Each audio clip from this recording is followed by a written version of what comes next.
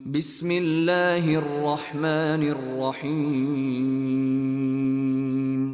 ബിസ്മില്ലാഹി അല്ലാഹുവിന്റെ നാമത്തിൽ. അർ റഹ്മാനി പരമകാരുണികൻ, അർ റഹീം കരുണാനിധി. പരമകാരുണികനും കരുണാനിധിയുമായ അല്ലാഹുവിന്റെ നാമത്തിൽ.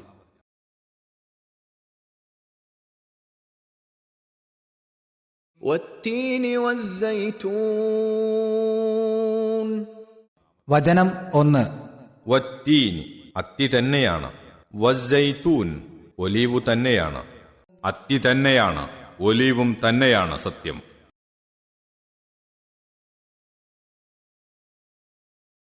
وطور سينين.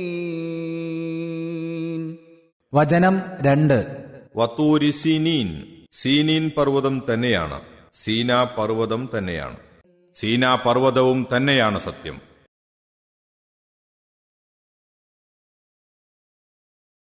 وهذا البلد الأمين.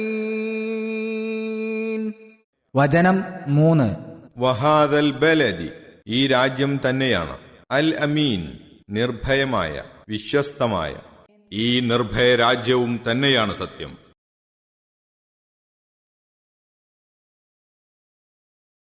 لقد خلقنا الإنسان في أحسن تقويم. വചനം 4. ലഖദ് ഖലഖന തീർച്ചയായും നാം സൃഷ്ടിച്ചിരിക്കുന്നു, അൽ ഇൻസാന മനുഷ്യനെ, ഫീ അഹ്സനി ഏറ്റവും നല്ലതിൽ, തഖ്വീം പാകപ്പെടുത്തൽ, രൂപം ശരിപ്പെടുത്തൽ, ചൊവ്വാക്കൽ. തീർച്ചയായും മനുഷ്യനെ നാം ഏറ്റവും നല്ല പാകതയിലായി സൃഷ്ടിച്ചിരിക്കുന്നു.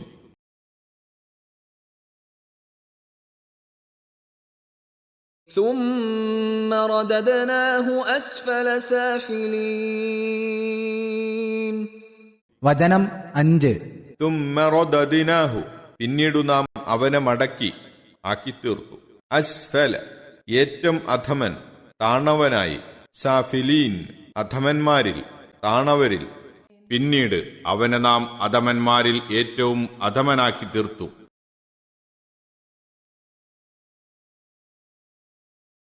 إلا الذين آمنوا وعملوا الصالحات فلهم أجر غير ممنون. വചനം 6. ഇല്ലല്ലദീന യാതൊരുവരൊഴികെ, ആമനു വിശ്വസിച്ച, വഅമിലു സ്വാലിഹാത്തി സൽക്കർമ്മങ്ങൾ പ്രവർത്തിക്കുകയും ചെയ്ത, ഫലഹും എന്നാൽ അവർക്കുണ്ടായിരിക്കും, അജ്റുൻ പ്രതിഫലം, കൂലി, ഗൈറു മംനൂൻ മുറിക്കപ്പെടാത്ത. വിശ്വസിക്കുകയും സൽക്കർമ്മങ്ങൾ പ്രവർത്തിക്കുകയും ചെയ്തവരൊഴികെ, എന്നാൽ അവർക്കാകട്ടെ മുറിഞ്ഞു പോകാത്ത പ്രതിഫലമുണ്ടായിരിക്കും.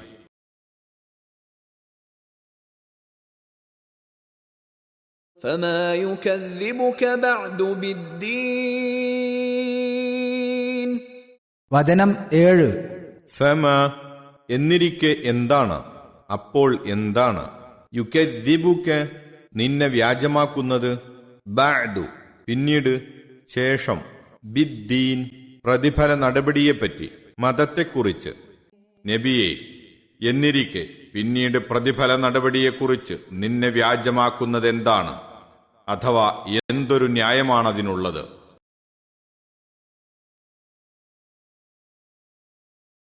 أليس الله بأحكم الحاكمين.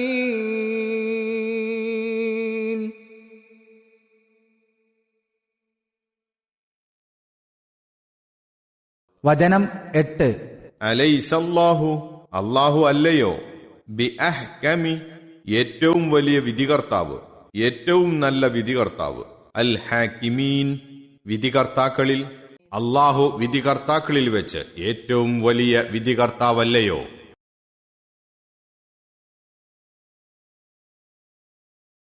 അത്തിവൃക്ഷം നമ്മുടെ നാട്ടിൽ കാണപ്പെടുമെങ്കിലും അറേബ്യയിലെ വിശേഷിച്ചും ഫലസ്തീൻ നാടുകളിലെ അത്തിക്ക് പല വിശേഷതകളുമുണ്ട്.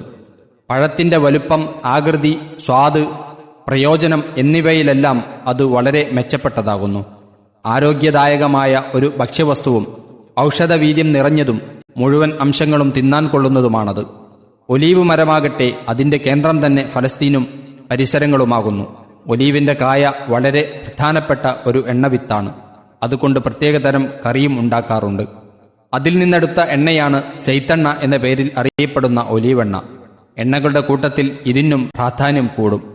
കറിയായും മരുന്നായും ലേപനമായും വിളക്കെണ്ണയായും അത് ഉപയോഗിക്കപ്പെടുന്നു. മൂസാ നബി അലൈഹിസ്സലാമക്ക് പ്രവാചകത്വം സിദ്ധിച്ചതും അള്ളാഹുവിന്റെ സംസാരം കേട്ടതും തൗറാത്ത് ലഭിച്ചതും സീനാ പർവ്വതത്തിൽ വെച്ചാണ്. സിനീൻ എന്നും സൈന എന്നും അതിന് പറയപ്പെടാറുണ്ട്. മൂസാ അലൈഹിസ്സലാമിന്റെയും ഇസ്രായേല്യരുടെയും ചരിത്രം ആ പർവ്വതവുമായി പല നിലക്കും ബന്ധപ്പെട്ടതാണ്. ഈ നിർഭയമായ രാജ്യം കൊണ്ട് വിവക്ഷ മക്ക രാജ്യമത്രേ. ഈ സൂറത്ത് അവതരിക്കുന്ന കാലത്ത് നബി സല്ലല്ലാഹു അലൈഹി വസല്ലം അവിടെയായിരുന്നുവല്ലോ. അവിടെ വെച്ച് കൊല, ഹിംസ തുടങ്ങിയതൊന്നും പാടില്ലാത്തതുകൊണ്ടാണ് അതിനെ നിർഭയമായ രാജ്യം എന്ന് വിശേഷിപ്പിക്കപ്പെട്ടിരിക്കുന്നത്. മക്കയുടെ പ്രാധാന്യത്തെപ്പറ്റി അധികമൊന്നും വിവരിക്കേണ്ടുന്ന ആവശ്യമില്ല. ഈ 4 വസ്തുക്കളെക്കൊണ്ടും ആണയിട്ടുകൊണ്ട് അള്ളാഹു പറയുന്ന കാര്യമെന്താണെന്ന് നോക്കാം. മനുഷ്യനെ അവൻ ഏറ്റവും നല്ല ഒരു പാകതയിലായിട്ടാണ് സൃഷ്ടിച്ചിരിക്കുന്നത്. ശാരീരികമായും ബുദ്ധിപരമായും ആത്മീയമായും എല്ലാം തന്നെ അവൻ ഇതര ജീവികളെക്കാൾ ഉത്കൃഷ്ടനാകുന്നു. അവനേക്കാൾ എത്രയോ വമ്പിച്ച വസ്തുക്കളെപ്പോലും കീഴൊതുക്കുവാനും അടക്കി ഭരിക്കുവാനും വേണ്ടുന്ന പക്വതയും പാകതയും അവന് അള്ളാഹു നൽകിയിട്ടുണ്ട്. എന്നാൽ അതേ മനുഷ്യനെ തന്നെ അവൻ സത്യവിശ്വാസവും സൽക്കർമ്മവും സ്വീകരിക്കാത്ത പക്ഷം ഏറ്റവും വലിയ അധമനാക്കി അള്ളാഹു തരം താഴ്ത്തുകയും ചെയ്തിരിക്കുകയാണ്. അഥവാ അവൻ അള്ളാഹുവിന്റെ അടുക്കൽ അങ്ങേയറ്റം ദുഷ്ടനും നികൃഷ്ടനുമായിരിക്കും. പരലോകത്ത് അവന് ലഭിക്കുന്ന പ്രതിഫലങ്ങളിൽ വെച്ച് ഏറ്റവും ശോചനീയവും നിന്ദ്യവും ആയിരിക്കും.